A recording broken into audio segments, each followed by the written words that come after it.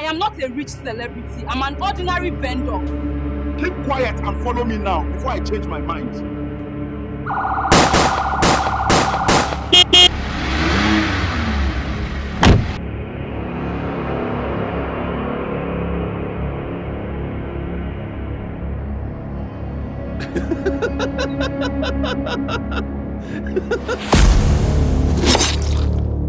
Nancy was an online vendor, but in the eyes of many, she looked like a rich and successful woman. On Facebook, on Instagram, she posted pictures with exotic cars she didn't own. She stood in front of mansions that were never hers.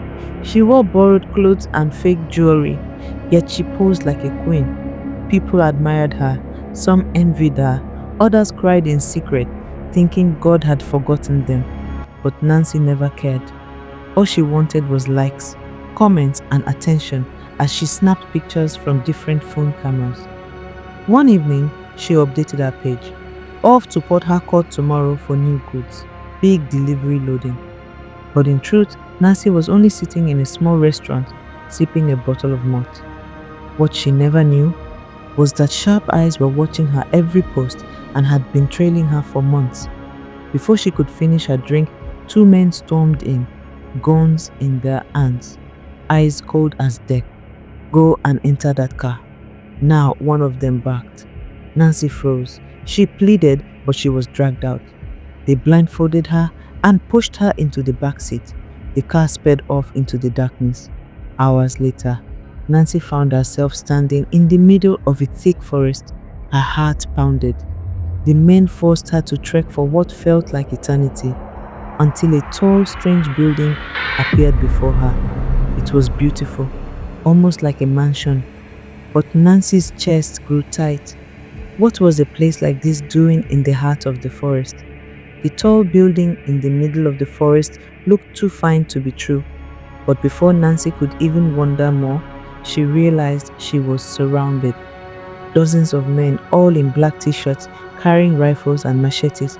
Their eyes were hard, their faces cold. Move, one of them ordered.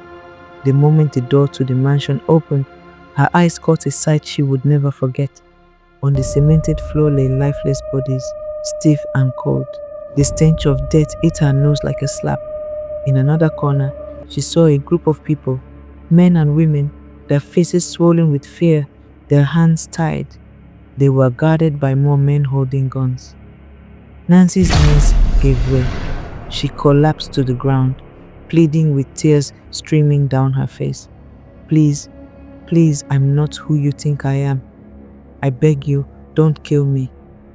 One of the men burst into laughter, a laugh so loud it echoed through the walls. Celebrity vendor, Facebook queen, Instagram big girl, why are you shaking like this? We don't need your life. We just need millions from you. Nancy's heart almost stopped. Millions. Her voice cracked as she stammered. Millions. I don't have that kind of money. The leader's smile faded. His eyes turned red. One of them stepped forward and pressed a shotgun against Nancy's head. Are you not Nancy, the celebrity vendor? Are you not the one showing big cars, big houses, designer bags? Nancy shook her head violently, panic rising. It's all fake. Please, I swear, I don't have. Before she could finish, the men descended on her like wild animals. Boots, fists, and gun butts rained down on her body. Nancy screamed, but her voice was swallowed by the four walls of that cursed mansion. The final heavy kick to her face sent her into darkness. When Nancy's eyes fluttered open, she was no longer in the hall. Her body ached all over, and when she tried to move, she realized she was tied firmly to a chair. Her lips were swollen, her throat dry. She could barely speak. A rough voice cut through the silence. You will remain here until the ransom is paid. Her phone, which had been seized earlier, was switched on and shoved into her trembling hands. Call your family, the man ordered. Nancy's heart sank. With shaky fingers, she dialed her parents' number. When the weak voice of her father answered, tears gushed from her eyes. Papa, Mama, she whispered, choking on sobs. On the other end, her poor aged parents, who could barely afford their next meal, listened in shock as their daughter begged for help. Before she could explain further, one of the men in black snatched the phone. His tone was cold and merciless as he spoke. Listen carefully. If you love your daughter, you will pay millions. You have 48 hours. If we don't see the money, bang! He fired a shot into the air, the deafening sound piercing through the call. Then you will never see her again. The line went dead. Far away, Nancy's father collapsed, clutching his chest, gasping for air. The mother was screaming too. Inside the mansion, Nancy wept uncontrollably. But her nightmare was only just beginning. The men untied her from the chair and escorted her into a wide, dimly lit corner of another room. There, seated at a blood-stained table, was a huge, heavy-set man. His hands were busy, not with food, but with horror. Nancy's eyes widened in terror. Spread before him were strange remains, carefully separated into disturbing piles, as though they were nothing but merchandise. The man barely looked up, his hand steady as he walked the blade, slicing through the meat with chilling precision. One of the kidnappers leaned close to Nancy's ear, his breath hot and foul. You see, celebrity vendor, if your poor family cannot pay the ransom, one way or the other, you will make us rich. He laughed wickedly, the sound echoing like a death sentence. Nancy screamed, but her voice was drowned in the darkness of that cursed mansion. They shoved her back into the hall, where the other captives sat, silent, broken, hopeless. Each face carried the same question: who will be next? Nancy trembled, her heart pounding. She now knew the truth. This was not just a hideout, it was a slaughterhouse. Nancy's parents were thrown into a state of confusion. Fear gripped their hearts like a vice. They sat, hands trembling, unable to think straight. Should they involve the police? The thought crossed their minds, but the kidnappers' warning echoed louder in their heads. If they dared involve security, it could cost Nancy her life. In desperation, they turned to relatives, friends, and even their local church. Tearful pleas were made, donations requested, and prayers lifted day and night. They created awareness on social media, hoping that somehow someone would come to their aid, but time was not on their side. 48 hours later, the phone rang again. Nancy's father's hands shook so violently, he almost dropped it. He pressed it to his ear, his voice cracking. Please, we beg you, give us more time. We are trying. On the other end, a cold, mocking laugh echoed. Time? The man sneered. Do you think this is a game? At that very moment, Nancy's captors dragged two young women who had been held captive alongside her towards the dreaded slaughter room. Nancy's eyes widened with terror as she realized what was about to happen. The heavy steel door slammed shut. Seconds later, the air was split by a scream, shrill, piercing, and filled with unimaginable agony. Nancy's body froze. She shook uncontrollably, as though her very soul was about to leave her body. The man on the phone waited until the last echoes of the scream died down. Then, in a chilling voice, he said, "Did you hear that? If you don't comply, that's exactly how your precious daughter will scream in the next 24 hours. And forget about ever setting eyes on her again. We don't waste merchandise." He ended the call. Silence filled the room where Nancy's parents sat. Her mother collapsed into tears, clutching her chest. They didn't know their next line of action. All they knew was that time was slipping away like sand in their fingers. Finally, they reached a painful conclusion. They would sell everything, every last possession, even their remaining land, if it meant saving their daughter's life. Meanwhile, in the mansion of death, Nancy sat among the other trembling captives. Her eyes darted toward the slaughter room, where fresh blood trickled slowly under the door. The sound of the scream still rang in her ears, and for the first time since her capture, she whispered in despair, "God, is this the end for me?" In that evil mansion, the nightmare never ended. Every day, prominent men and women of high profile trooped in, stepping out of expensive cars with tinted windows. Their faces carried power and pride, but their souls were darker than midnight. This was no ordinary business. Their currency was darker than gold. They traded in silence, in fear, in things that should never be priced. To them, it wasn't evil, it was business. A business whose capital was tied to helpless souls like Nancy. Meanwhile, Nancy's parents were running from pillar to post. They had sold off their last plot of land, borrowed from relatives, and in churches, concerned strangers on social media had raised donations, moved by their heartbreaking plea. Finally, they were able to gather a tangible amount of money, enough to hope, but perhaps not enough to satisfy the monsters who held their daughter. With trembling hands, Nancy's father carefully arranged the bundle of cash inside a bag. His eyes were bloodshot from sleepless nights. He sat by the phone, waiting anxiously for it to ring again. Every second felt like a knife slicing into his heart. Inside the evil mansion, Nancy and the other captives were fed, but what they were fed with, only God knew. In the compound, smoke rose daily from a giant pot balanced on firewood. The cooks, all women, moved about with soulless efficiency, their faces blank as stone. They obeyed the orders of their leader, a tall, sorrowful woman with an ardent, mean face. She looked like someone who had cried once, long ago, and then had her tears permanently stolen. Her eyes held no mercy. Nancy stared as they stirred the pot, and the smell of the meat reached her nose. Her stomach churned violently. She wanted to vomit but had no strength left. She knew, deep in her spirit, that the meat in that pot was not from animal. Then, just as Nancy's father had anticipated, ring, ring, the shrill sound of the phone pierced the tense silence in their house. Nancy's father's heart almost stopped.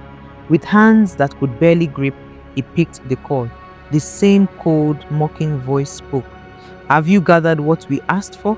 "Yes, yes, please." The father stammered, his voice shaking. We have some money. We beg you, please, just don't hurt our daughter." A cruel chuckle echoed through the line. "Some money?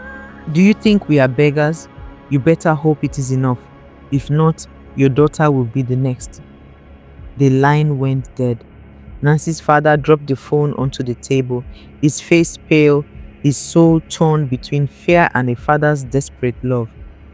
In that very moment, in the mansion of death, Nancy heard footsteps approaching the dark room where she was kept. The door creaked open. The men in black entered the dark room and dragged Nancy out once again. This time, she was taken into a larger chamber. Seated with his back turned was a figure whose very presence seemed to command fear. The men in black bowed their heads and hailed him with respect. "Boss, we brought Nancy, the celebrity vendor. Her people have not met our demand. They've only managed more than half of the ransom. We want you to check her, spiritually, if she's valuable." "A client is already waiting." The boss tilted his head, slowly turning to catch a glimpse of Nancy. His face, though human, looked nothing short of terrifying, like a shadow carved out of stone. For long minutes he stared, his eyes sharp, almost piercing into her soul. Then, with a dismissive wave, he turned away and spoke in a firm, echoing voice. "Collect whatever her people are able to gather, and let her go." That same night, Nancy's father received the dreaded call. His hands trembled as he pressed the phone to his ear. The voice at the other end was cold and commanding. "Bring the ransom to the location we'll send you. Come alone. No police, no tricks. Our men are watching you. Try anything foolish, and neither you nor your daughter will live to tell the story." As the father's heart pounded, in another corner of that cursed mansion, Nancy was led into a different room. The men told her with a cruel smirk, "You will be free soon. But first, we have a special gift for you." What followed was far from a gift. Their cruelty did not come with blades or bullets this time, but with something darker, an act meant to strip her of dignity. One after another, they trampled on her humanity, reducing her to nothing but silence and tears. Nancy no longer had the strength to resist. She lay there still, a body heavy like stone, a spirit drifting into a numbness beyond pain. She did not cry out. Only the quiet streams on her cheeks bore witness to the horror she endured. When it was over, she was pushed back into the corner of the room. Broken, weary, and fading, Nancy was no longer the same young woman who once inspired others with her trade. She was now a shadow of herself, praying only for morning light or death to end the nightmare. That night, with trembling hands and a heart heavy like lead, Nancy's father set out with the ransom, a bag of money that had cost him every ounce of strength, dignity, and borrowed trust. He had sold land, emptied savings, and begged from those who once mocked him, all for this single night of hope. The kidnapper's instructions were clear: come alone, follow the path into Forest ABC, drop the bag where the lantern burns, do not look back. And so he went, step by step, deeper into the forest, every sound tightening his chest: the croak of frogs, the crack of dry branches under his feet, the eerie silence between the winds. Finally, ahead, he saw it, a dim lantern hanging from a crooked tree branch, swaying slightly in the night breeze. Fear gripped him, but he did not falter. He placed the bag gently on the ground, the way one lays down an offering before unseen spirits.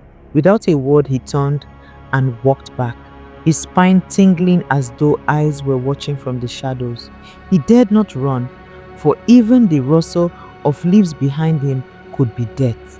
Hours later, another call came.